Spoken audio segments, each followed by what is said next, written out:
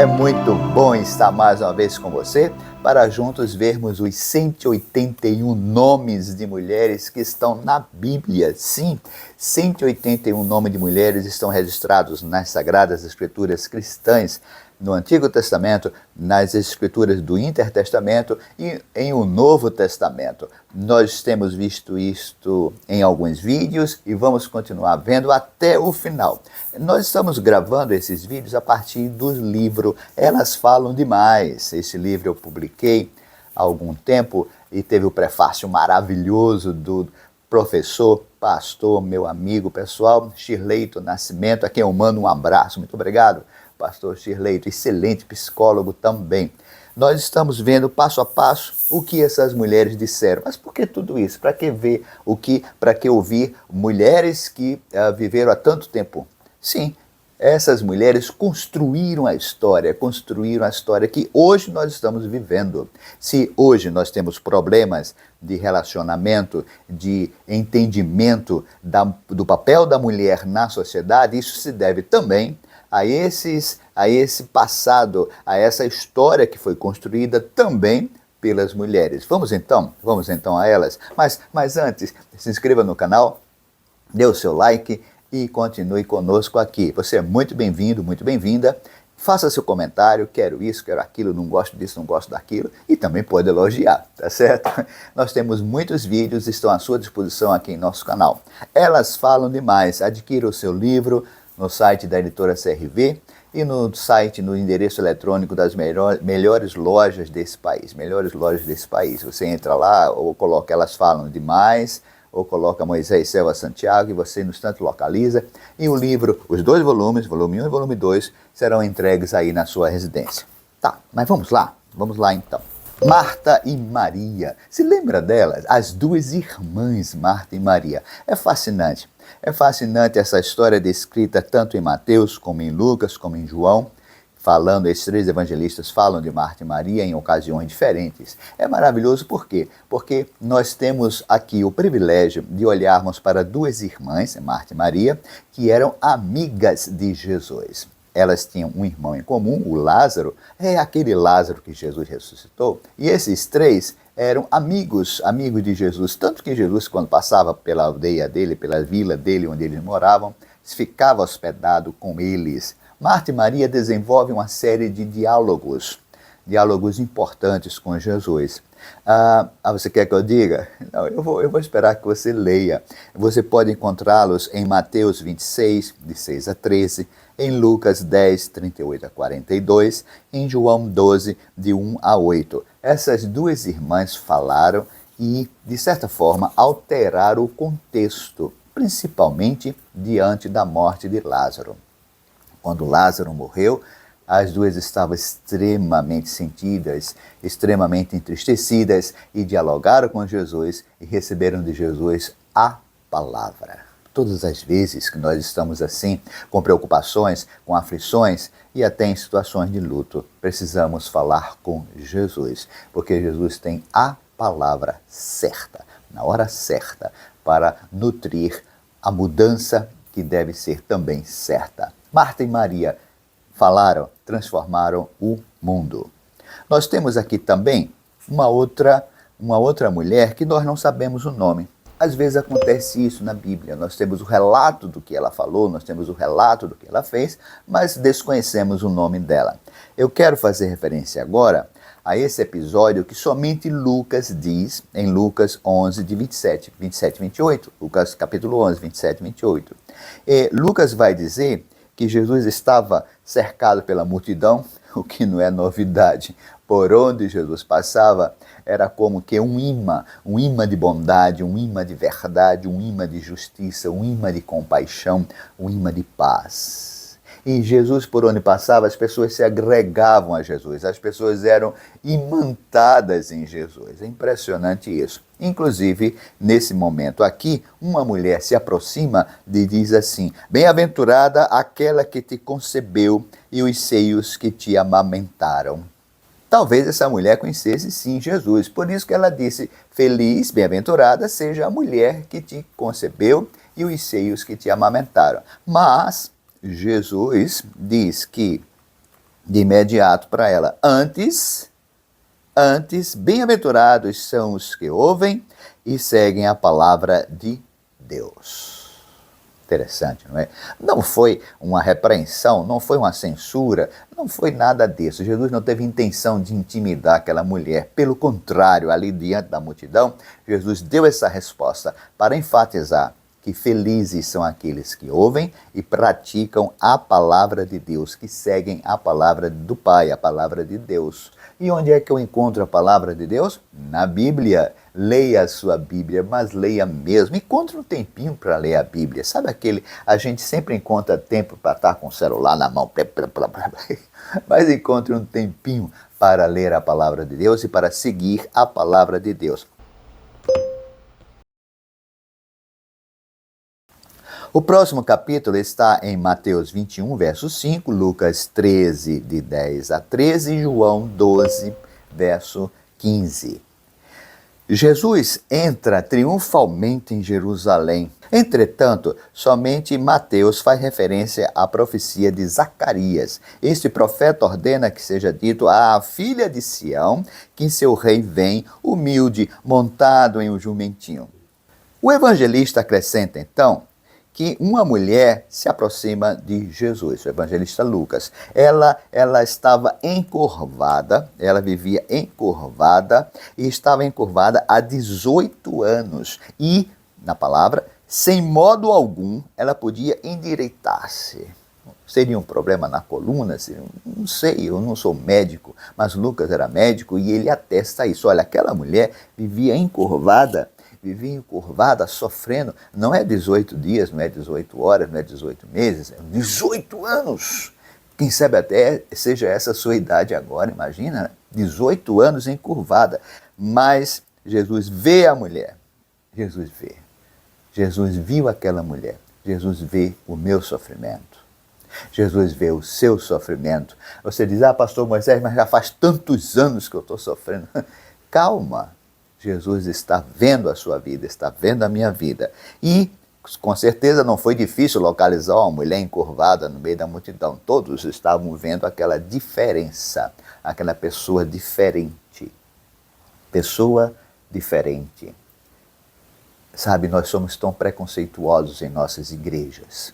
Vamos abrir aqui um parênteses. Se chegar alguém com a roupa diferente, se chegar alguém com um penteado diferente, se chegar alguém com a barba... Eu vou abrir um parênteses do parênteses. Um dia eu fui barrado para entrar na igreja evangélica, porque eu uso barba. É verdade. O cidadão que estava na porta de paletó, todo bonito, bem alto, me barrou. Não, você não pode entrar aqui. Eu disse, mas por quê? Eu estava vestido, eu estava com calça, eu estava com sapato, eu estava com meia, eu estava com outros apetrechos, eu estava de camisa, eu estava tão bonitinho, eu era novinho, a minha barba era preta, e ele disse, você não pode entrar aqui porque você usa barba. E eu olhei assim, tinha tantos homens de bigode, usando bigode. Então eu fiquei pensando, puxa, bigode pode, barba não pode? É como coisas que o ser humano faz com os outros, isso é horrível. Essa mulher se aproximou de Jesus, ela era diferente. Tem tanta gente diferente em nossas igrejas, ou pelo menos tentando chegar em nossas igrejas, tentando entrar em nossas igrejas, tentando participar conosco dos cultos, mas são barradas, porque são diferentes. Nesse caso, ela estava lá e Jesus então disse, mulher, estás livre da tua enfermidade. Ao impor as mãos sobre ela, Lucas escreve que ela imediatamente endireitou-se. De curvada a erguida, endireitou-se. E agora sim, ela abriu a boca e deu glória a Deus. Esse é um caso interessante de uma mulher que nada pede e que muito agradece. Nada pede e muito agradece. Que lição essa mulher anônima diz para mim, para você.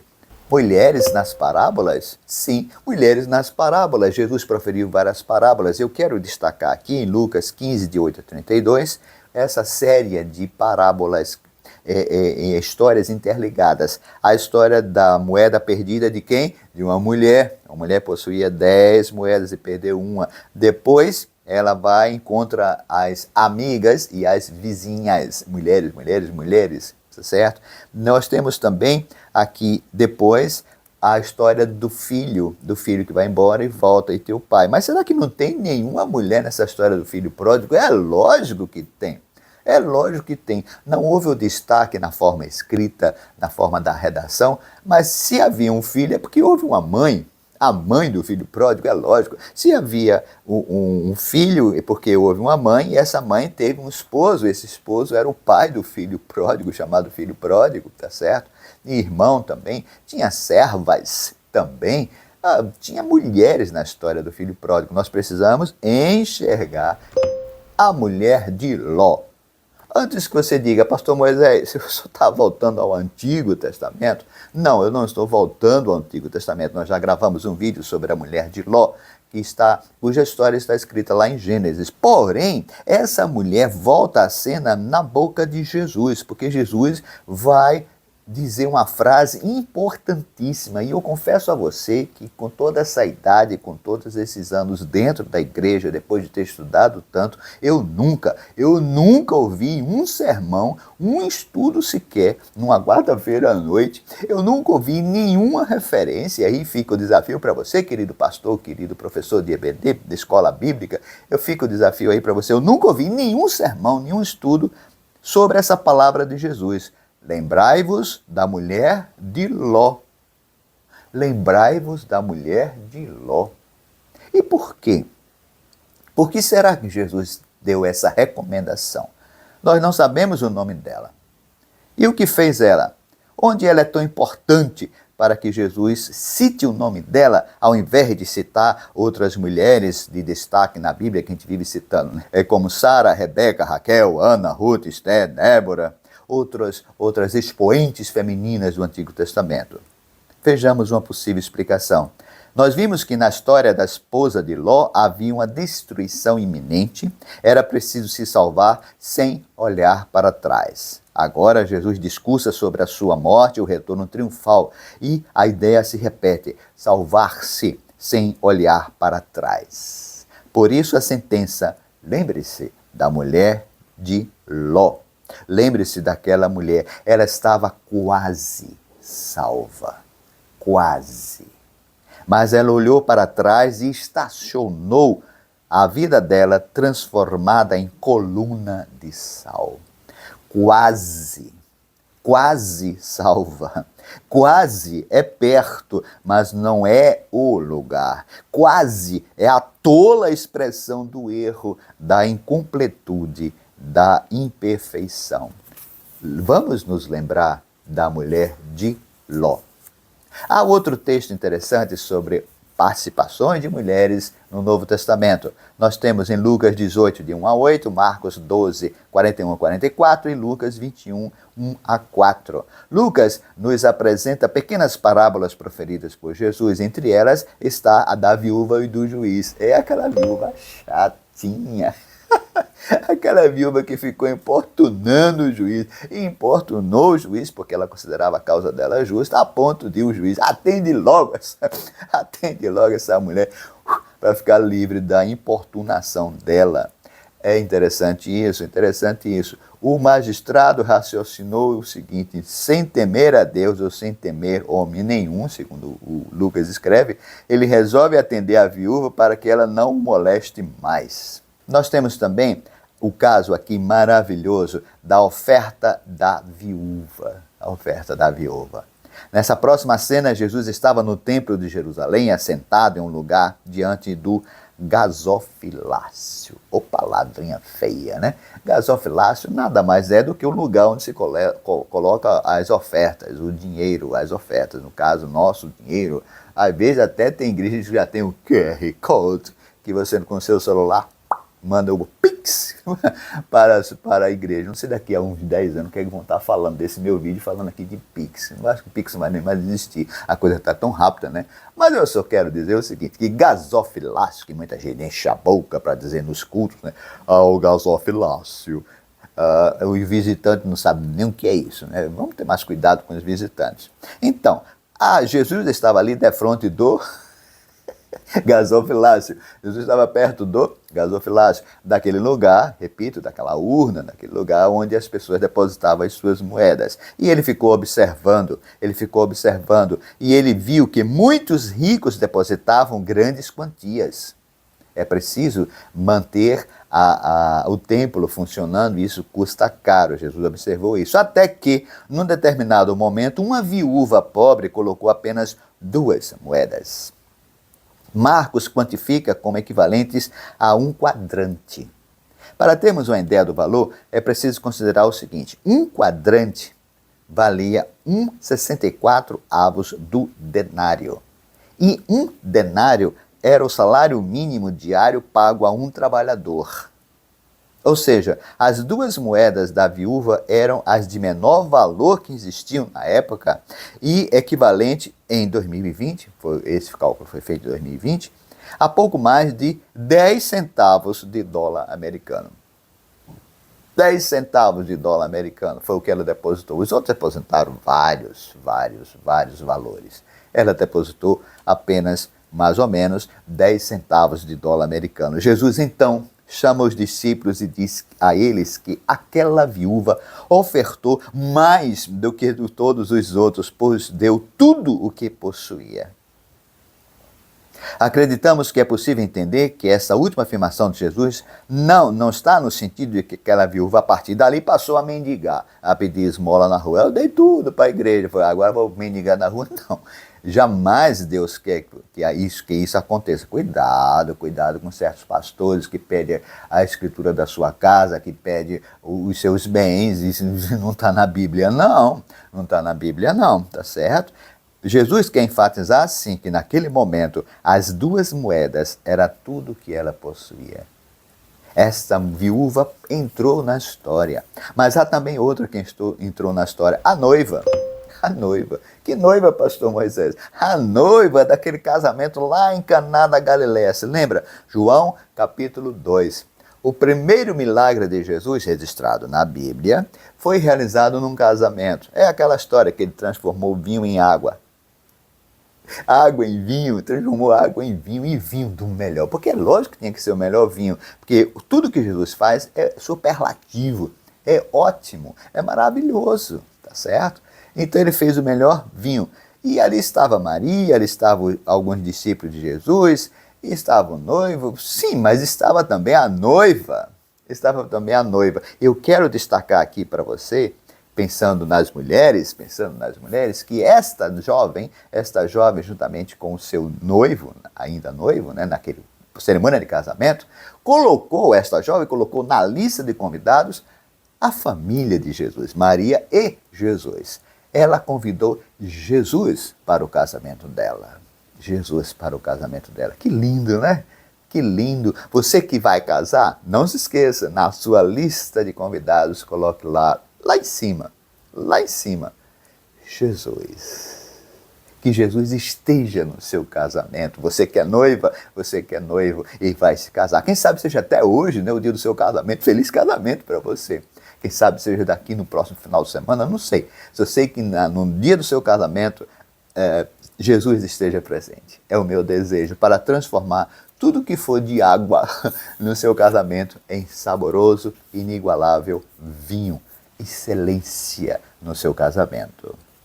A mãe de Nicodemos. Está aí outro assunto que eu nunca ouvi ser dito em igreja nenhuma. A mãe de Nicodemos. Essa história está em João 3, de 1 a 15. Você sabe da história, você se lembra da história? Nós temos aqui o relato de que Jesus estava à noite em um determinado local e Nicodemos foi até ele para conversar sobre a vida eterna, assuntos teológicos, assuntos difíceis de serem compreendidos. Por isso eu digo e repito para você, leia a Bíblia, leia cada vez mais a Bíblia, porque aos poucos vai clareando, você vai sendo iluminado e o Espírito Santo com certeza vai lhe concedendo a compreensão dos textos sagrados que nem sempre são tão fáceis. Neste caso aqui, Nicodemos estava ansioso para descobrir alguns detalhes teológicos e ele foi até Jesus e Jesus disse, olha, importa nascer de novo. Importa nascer, é importante nascer de novo. Nicodemo deu um tilt na cabecinha do ancião aqui, do Nicodemo. Nascer de novo? Como é que pode eu, um homem com essa idade, voltar a estar dentro da barriga da minha mãe, do ventre da minha mãe me parir outra vez? Calma, Nicodemos. Calma, Nicodemos. Não seja literal. Tem muita gente aplicando a literalidade para entender a Bíblia. Isso dá tanto problema, né?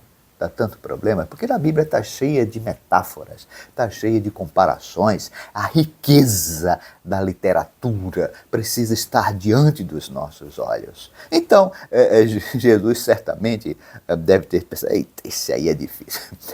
Nicodemos, não é assim não, entenda, o que é nascido da carne, carne, o que é nascido do Espírito, Espírito. É lógico que a mamãe do Nicodemos, deveria já ser uma senhora bem idosa, não iria pari-lo de novo. E se parisse Nicodemos outra vez, não seria Nicodemos. Poderia até ter o nome Nicodemos, mas seria outro momento, seria outra pessoa. A gente só nasce uma vez do jeito que a gente é, do jeito que a gente está, tá certo? Então Nicodemos precisou entender. E é a presença da mamãe de Nicodemos nessa história. Nós precisamos entender e enxergar a presença das mulheres. E aqui então eu quero concluir esse vídeo, lembrando que tem mais, não é? Só é você comprar o livro, aí o livro chega na sua casa, você vai lá estar sentado na sua poltrona, pegar uma caneta, maravilha, né? Ter os livros nas mãos.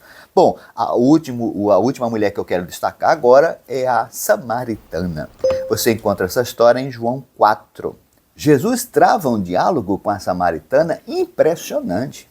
Um diálogo marcante, um diálogo decisivo que vai mudar completamente a vida dessa mulher. Tanto que essa mulher, depois que falou com Jesus, sai imediatamente de onde estava, ali perto do poço. Mais uma vez um poço, né? Mulheres no poço carregando água, eita, atividade feminina, marcadamente feminina, abastecer a casa de água. Vê só. Abastecer a casa de água, ir ao poço pegar água, significa ir ao poço pegar a vida, porque água é vida. Em outras palavras, olha só como eu estou poético, em outras palavras, nós podemos deduzir que cabia à mulher providenciar a manutenção da vida na família, não só na família dela, mas também para os animais que a família possuísse, ou seja, pegar a água, e sem água ninguém vive. Jesus trava então um diálogo com essa mulher samaritana, e essa samaritana vai dali correndo e vai fazer o quê? Se esconder debaixo da cama? Vai calar a boca para nunca mais falar nada? Vai dizer a todo mundo, encontrei um judeuzinho metido a besta? Não, nada disso. Ela foi lá e disse, olha, eu encontrei Jesus. Eu encontrei Jesus. Todas as vezes que Jesus chega na vida de uma pessoa, ele transforma. E esta pessoa tem o desejo, o ímpeto maravilhoso de sair dizendo, eu fui transformada por Jesus. Mulher samaritana, excelente missionária lá em Samaria. Muito obrigado por sua atenção. Compre seu livro, adquira seu livro, ele vai chegar no seu endereço e continue conosco. Virão mais vídeos sobre as mulheres da Bíblia, 181 mulheres da Bíblia. Um forte abraço para você. Muito obrigado.